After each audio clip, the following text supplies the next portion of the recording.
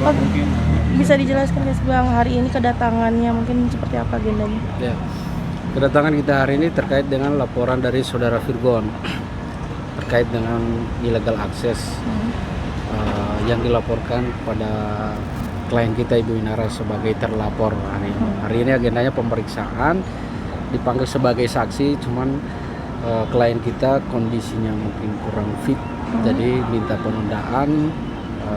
Nanti agenda selanjutnya nanti disesuaikan dengan teman-teman penyidik gitu, untuk ditentukan jadwalnya nanti. Tapi ini udah keberapa kali sih Bang mungkin Kak Inara dipanggil sebagai saksi ke sini Bang? Ya, sebelumnya kan perkara ini ditangani oleh rekan-rekan advokat lain.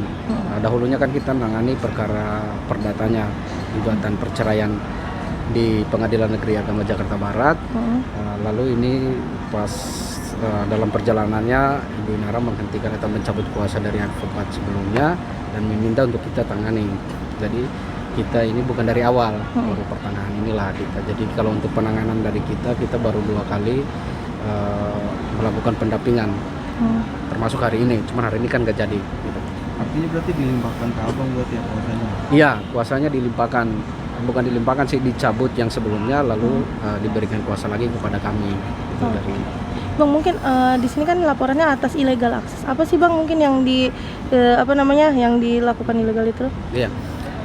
Menurut dari hemat dari saudara Virgon dan kuasa hukumnya, capturan atau screenshot tangkapan layar yang diambil oleh Ibu Inara lalu diposting itu adalah illegal access atau melanggar ketentuan pasal 30 dan juga ketentuan pasal 556 Undang-Undang Perlindungan antara 5556 perlindungan data pribadi gitu. Tapi kan itu menurut pandangan dari pihak Virgon. Kan kita melihat kondisi saat itu adalah Ibu Inara ini sebagai istri sah dari saudara Virgon gitu. Jadi menurut hemat kami laporan ini sebenarnya unsur-unsurnya tidak kuat atau tidak memenuhi, karena yang dilakukan saat itu Ibu Inara adalah seorang istri sah. Karena kan dalam pasal itu disebutkan mengakses secara melawan hukum data orang lain. Ya, orang lain ini seperti apa penjelasannya? Dalam penjelasan Undang-Undang Data Pribadi, Perlindungan Data Pribadi atau UITE itu orang lain itu masih obskur, belum jelas.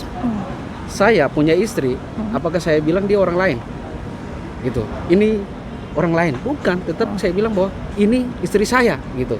Nah, dalam konteks keluarga bukan hanya ranah handphone gitu, bukan hanya mengecek handphone.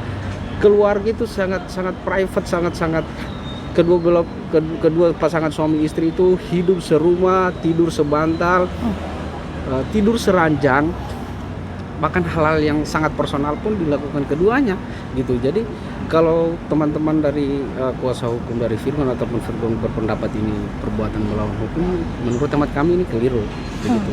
Bang, ini kan hasil capturean tersebut kan sebelumnya kan pernah dilaporin juga oleh Kak Inara sebagai sebagai bukti atas laporan yang perzinahan. Itu benar nggak sih Bang mungkin? Iya, ini kan ada 3 laporan yang dihadapi oleh klien kami di Polda Metro Jaya. TA melapor klien kami dengan pencemaran nama baik. Klien kami melapor Virgon dan TA terkait dugaan perzinahan. Berikut Virgon melapor klien kami dengan illegal access gitu atau penyalahgunaan data pribadi. 3 laporan. Dan saat ini yang dihadapi adalah atau dipanggil ini laporan dari Virgon gitu. Yang saya sampaikan tadi, kalau memang ini menurut kuasa hukum dari saudara Virgon ini adalah perbuatan melawan hukum atau melanggar hak gitu, saya pastikan bahwa penjara akan penuh dengan pasangan suami istri gitu. Istri yang membuka suami handphone bisa dikatakan pidana, begitupun suami membuka handphone istri bisa dikatakan pidana gitu. Jadi kita melihat hukum jangan menggunakan kacamata kuda gitu. Kita harus melihat bahwa ini kehidupan berumah tangga.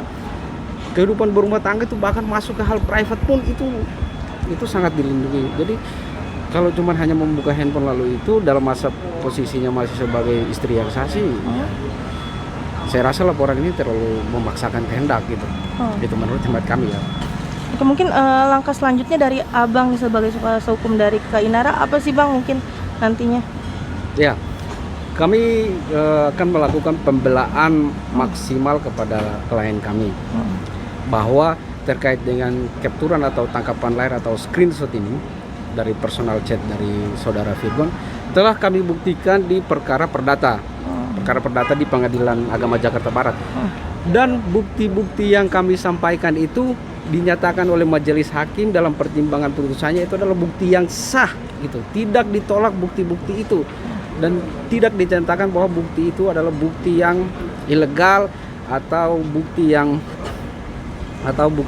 cacat secara formil. Nggak ada. Semua bukti itu kami sampaikan itu diterima oleh hakim dan dinyatakan itu sah gitu. Jadi itu tidak jadi masalah karena hampir semua gugatan yang ada di Indonesia, gugatan cerai terkait dengan perselingkuhan, itu kan bukti yang diajukan oleh seluruh orang yang berperkara terkait dengan perselingkuhan itu kan kebanyakannya chat personal yang diambil bukti. Jadi ya saya rasa sih menurut hemat kami itu terlalu memaksakan kehendak untuk mengajukan laporan ini. Artinya berarti hari ini pemeriksaannya ditunda ya, Bang? Iya, pemeriksaan ditunda karena Ibu Inara belum bisa hadir hari ini. Oke. Dilanjut lagi kapan Bang mungkin? Untuk dilanjutkan kami masih menunggu konfirmasi dari penyidik terkait dengan jadwalnya dan juga terkait dengan kondisi Bu Inara. Mungkin kondisi kurang fit sedikit, yang 1-2 hari ini mungkin udah kondisinya udah membaik lah. Oke, terima kasih Abang.